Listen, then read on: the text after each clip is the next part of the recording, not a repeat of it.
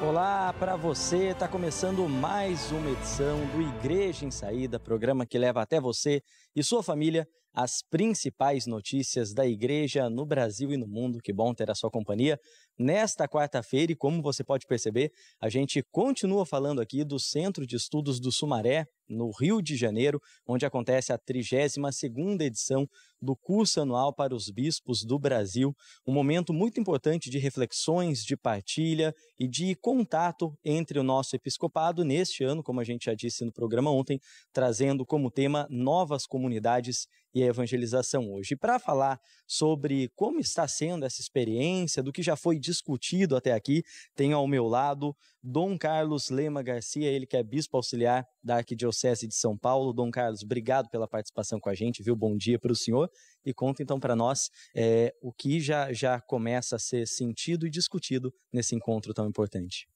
Bom dia, Guilherme, bom dia a todos os telespectadores da TV Aparecida.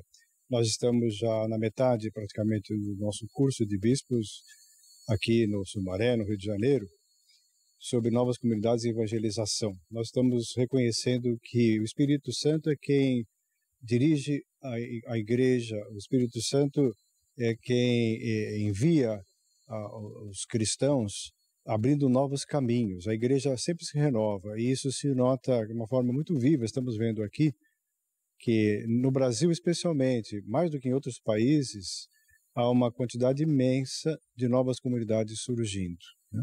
São carismas que são suscitados no coração de alguns fiéis e eles começam a deixar-se levar por esse carisma, que em geral sempre leva à evangelização e a reunir pessoas e depois transformar esses carismas em instituições, em associações, né, que são reconhecidas pelo bispo e que são depois estruturadas para ter um trabalho cada vez mais consolidado. É muito bonito ver que a igreja se renova, ver que as instituições, nós ficamos surpresos, por exemplo, ontem ouvimos falar de novas comunidades que trabalham em shopping centers. Inclusive vamos visitar hoje à tarde aqui no Rio de Janeiro um shopping center onde uma nova comunidade faz um trabalho de evangelização.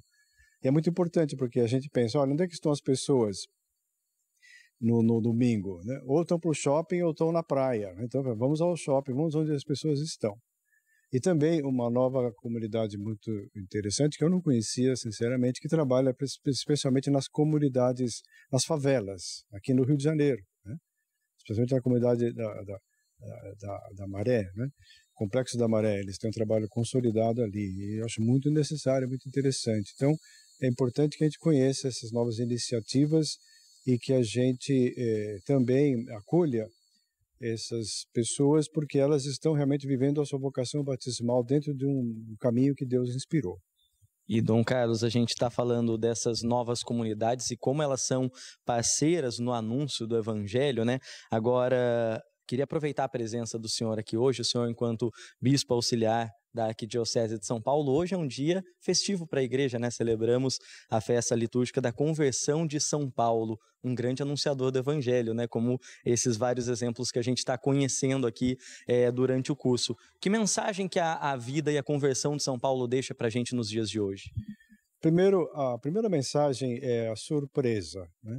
Porque São Paulo, nós sabemos, ele era um fariseu zeloso pela lei de Moisés e ele, no início, pensou que os cristãos eram uma espécie de seita contrária às tradições de Israel.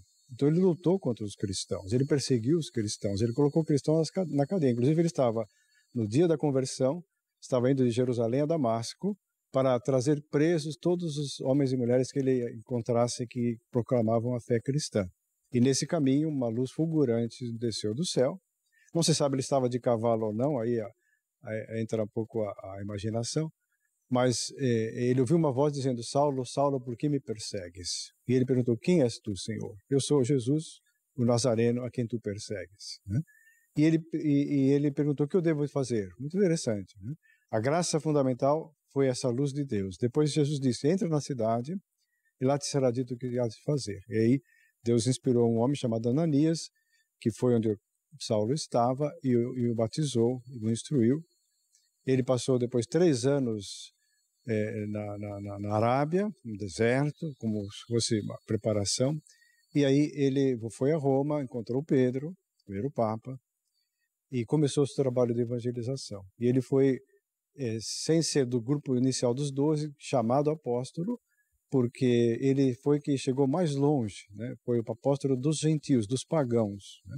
Acabou chegando em Roma, lá em Roma foi preso, e ele foi martirizado lá. Então, ele é, na igreja, considerado o apóstolo das gentes, né, das grandes nações, e é um inspirador para todos nós. Todos nós, venhamos de onde viemos, temos um caminho muito importante a cumprir dentro da igreja.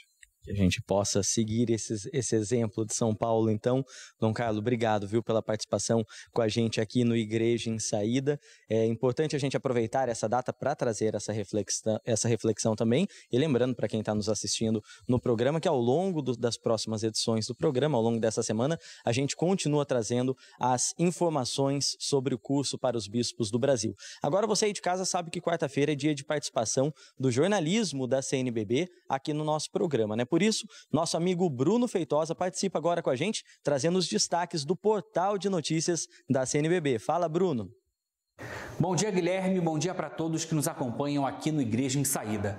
Nos últimos dias, temos acompanhado o resgate de crianças e adultos do povo Yanomami, no estado de Roraima, que estavam vivendo em situação de extremo colapso sanitário. O portal da CNBB publicou a manifestação dos bispos do Regional Norte 1, que compreende o norte do Amazonas e Roraima, e uma matéria em que mostra como a Diocese de Roraima sempre foi próxima e defensora do povo Yanomami. O arcebispo de Cuiabá e segundo vice-presidente da CNBB, Dom Mário Antônio da Silva, que foi bispo de Roraima de 2016 a 2022, lembra que em 23 de abril de 2022 manifestou que na história da Igreja de Roraima, abre aspas, a causa da vida dos povos indígenas foi assumida como anúncio da dignidade humana e, por vezes, com denúncia daquilo que negava o evangelho e os direitos humanos, fecha aspas. Dom Mário Antônio denunciou ainda, abre aspas, a omissão e a responsabilidade do governo federal que, ao invés de cumprir seu papel constitucional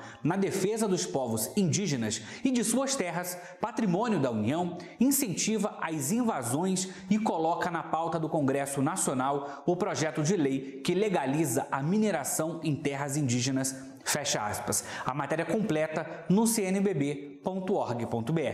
Para encerrar, hoje, 25 de janeiro, tem Live SF 2023 sobre o subsídio Fraternidade e Fome, Economia de Francisco e Clara. A mediação da live é do assessor de campanhas da CNBB, Padre Jean Paul. A transmissão acontece sempre das 17 às 17h30 no canal da CNBB no YouTube, só procurar por @CNBB Nacional. Bom, Guilherme, eu fico por aqui. Um ótimo dia para todos. Mais informações é só acessar o nosso portal cnbb.org.br ou pelas nossas redes sociais no @CNBB Nacional. Até semana que vem. Valeu, Bruno, pelas informações. Até semana que vem, se Deus quiser. E olha, antes de encerrar o programa, a gente traz mais atualizações, mais informações da CNBB, porque tivemos nomeações, mudanças no episcopado brasileiro na manhã dessa quarta-feira. A gente começa destacando a nomeação feita pelo Papa Francisco do padre Denilson Geraldo, da Congregação dos Sacerdotes do Apostolado Católico, como bispo auxiliar na Arquidiocese de Brasília. A CNBB enviou, então, a ele as saudações e suas orações para essa nova etapa da sua missão. Papa Francisco também nomeou hoje Dom Evaristo Spengler, que era atual bispo da Prelazia de Marajó, no Pará, como bispo de Roraima, essa arquidiocese que estava vacante desde a transferência de Dom Mário Antônio da Silva para a arquidiocese de Cuiabá no começo do ano passado. Então, a gente também convoca a todos que estão nos acompanhando a destinarem as suas orações para os nossos bispos nessa nova etapa das suas missões. Assim a gente encerra o programa Igreja em Saída de hoje. Agradeço a você pela companhia, lembrando que amanhã a gente está de volta no mesmo horário com muitas outras informações da Igreja no Brasil e também do curso para os bispos. Até lá!